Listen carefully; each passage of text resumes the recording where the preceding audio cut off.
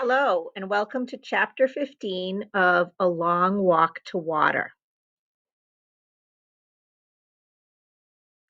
To recap what's been happening, for Naya's story, after weeks of clearing brush and drilling, the workers finally hit water in the well where they were digging, and people were celebrating. For Salva's story, he had a dangerous escape out of Ethiopia. He led a group of 1,500 kids on a journey to Kenya that took a year and a half. In the new camp, he started learning English. He was on the list to go to America.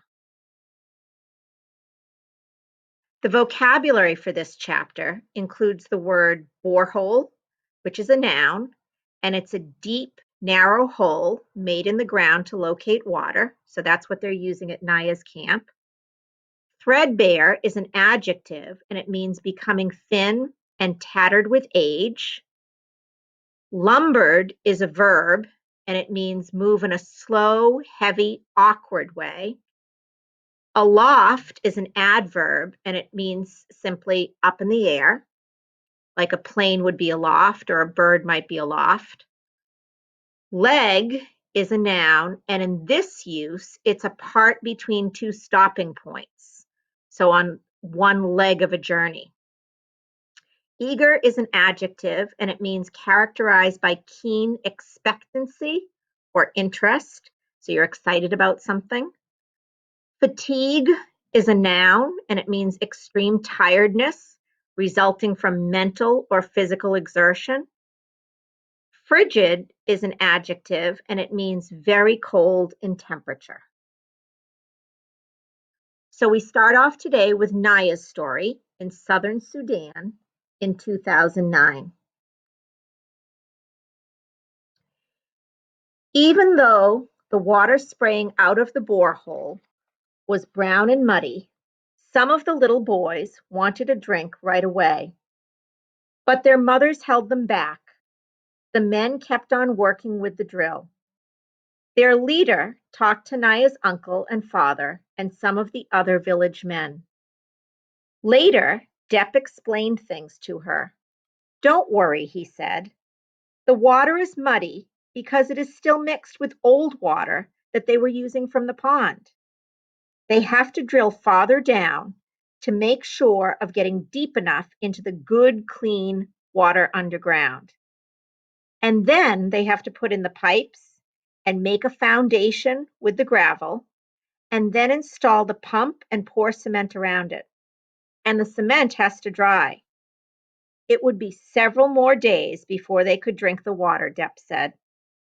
Naya sighed and picked up the plastic can. Yet another walk to the pond. And this is what a well looks like when it's finished. Moving on to Salva's story, we start off in Nairobi, Kenya, and we go all the way to Rochester, New York in the United States. And the time frame is 1996. The Lost Boys. That was what they were being called in America. The boys who had lost their homes and families because of the war and had wandered, lost, for weeks or months at a time before reaching the refugee camps. The aid worker explained this to Salva and the 8 other boys he would be traveling with. The woman spoke mostly English. Sometimes she said a word or two in Arabic, but she did not speak the language well. She tried her best to speak slowly, but she had many things to tell them, and Salva worried that he might misunderstand something important. They rode in a truck from the Ifo refugee camp to a processing center in Nairobi, the capital city of Kenya. Endless forms had to be filled out. Their photos were taken. There was a medical examination. It was all a blur to Salva, for he was too excited to sleep, which made him too tired to grasp everything that was happening. But there was one clear moment when he was given new clothes. In the camp, he had worn an old pair of shorts and an even older t-shirt. He had taken as good care of them as he could, but there were holes in the shirt, and the waistband of the shorts was stretched out and threadbare, which means becoming thin and very tattered.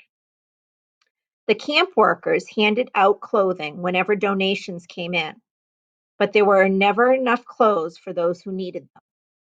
Now Salva's arms were piled high with new clothes: underwear, socks, sneakers, a pair of long pants, a t-shirt, and a long sleeve shirt to wear on top of it.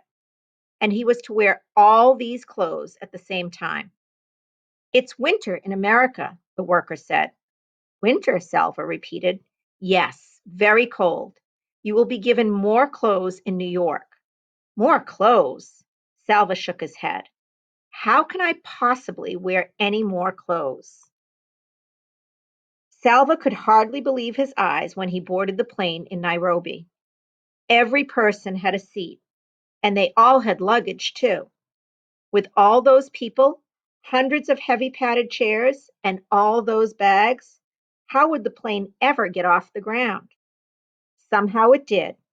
Not like a bird lifting off lightly with a quick flapping of wings, but with shrieks and roars from the engines as the plane lumbered down the long runway, as if it had to try as hard as it could to get into the air. And lumber means to move slowly, heavily, awkwardly. Once the plane was safely aloft, Salva stared at the scene outside the small window. The world was so big, yet everything in it was so small. Huge forests and deserts became mere patches of green and brown. Cars crawled along the roads like ants in a line. And there were people down there, thousands of them, but he could not see a single one. "Would you like a drink?" Salva looked up at the woman in her neat uniform and shook his head to show that he did not understand. She smiled. "Coca-Cola? Orange juice?" Coca-Cola!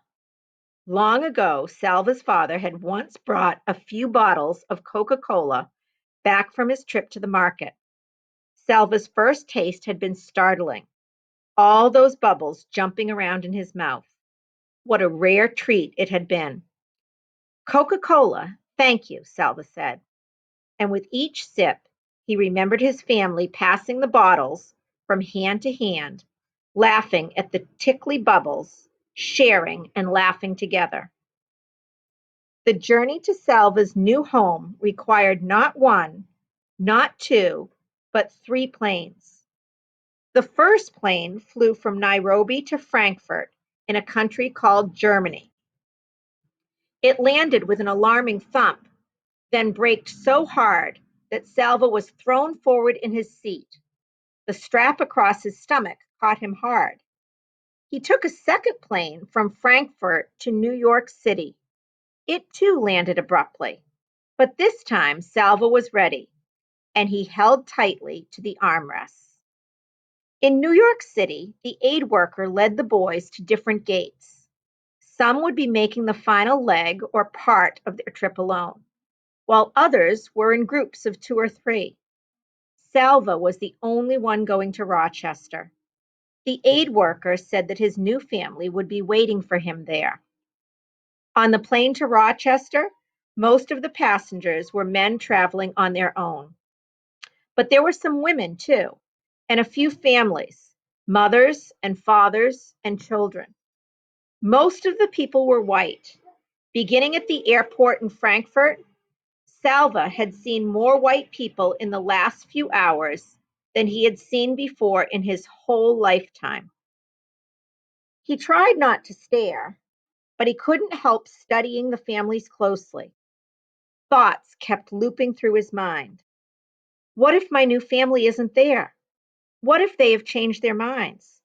What if they meet me and don't like me? Salva took a deep breath. A step at a time, he reminded himself. Just this flight to get through, for now.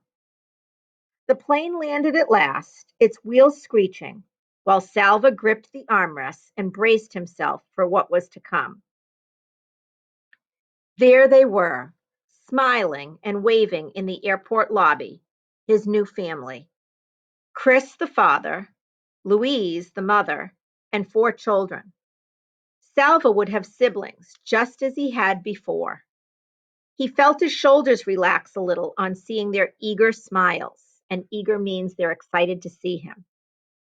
Salva said hello and thank you many times, for in his fatigue, his tiredness, and confusion, these were the only words he felt sure about.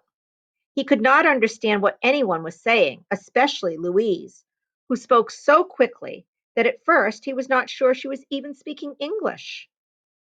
And yes, they did have more clothes for him: a big puffy jacket, a hat, a scarf, gloves.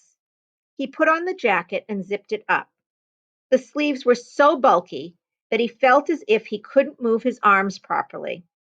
He wondered if he looked very foolish now, with his body and arms so fat and his legs so thin. But none of the family laughed at him, and he soon noticed that they were all wearing the same kind of jacket.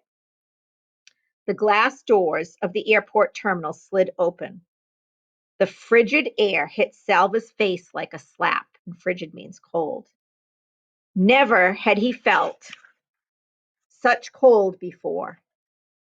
In the part of Africa where he had lived all his life, the temperature rarely dropped below 70 degrees. When he inhaled, he thought his lungs would surely freeze solid and stop working. But all around him, people were still walking and talking and moving about. Apparently, it was possible to survive in such cold temperatures, and he now understood the need for the awkward padded jacket. Salva stood still inside the terminal doors for a few moments. Leaving the airport felt like leaving his old life forever: Sudan, his village, his family. Tears came to his eyes, perhaps from the cold air blowing in through the open doors. His new family was already outside. They turned and looked back at him. Salva blinked away the tears and took his first step into a new life in America. What will happen next? Tune in tomorrow for chapter 16. Only 2 more chapters left. We hope to see you. Bye-bye.